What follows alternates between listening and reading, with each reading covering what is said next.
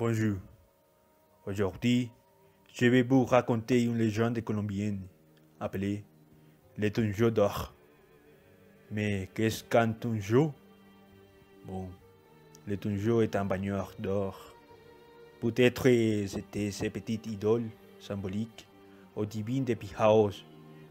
Peut-être ils ont été des dieux ou simplement des offrandes religieuses consacrées aux païens, des dieux ou à ses caciques. Quand j'étais petit, mon grand-père m'a raconté une histoire que lui a passée quand il était jeune.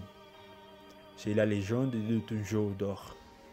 Il m'a dit que le Tunjo lui a offert une opportunité pour être riche et il a accepté.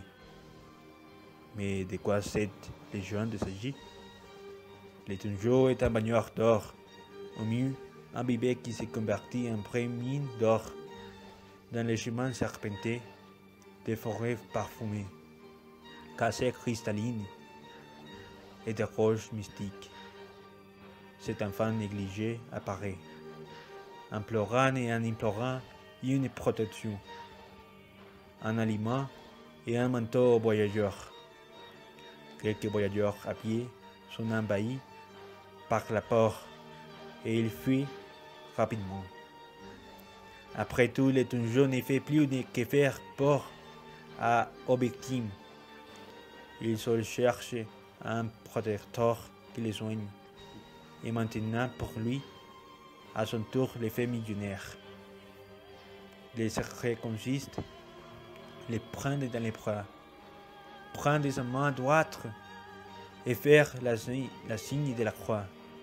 Et alors, le bébé se transformera dans un brillant bagneur d'or.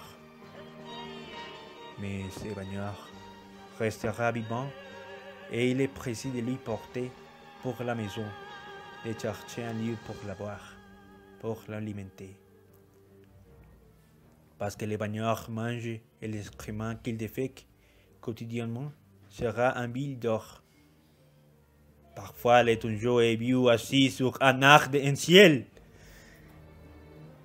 dans un trône de Dieu.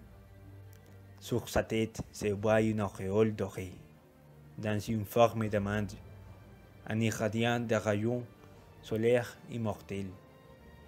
Les Tunjo ensemble l'incarnation d'une divinité, dans une forme humaine, avec des viandes d'or. C'est un fantôme visible que l'immortel boule possédait, amassé et prié.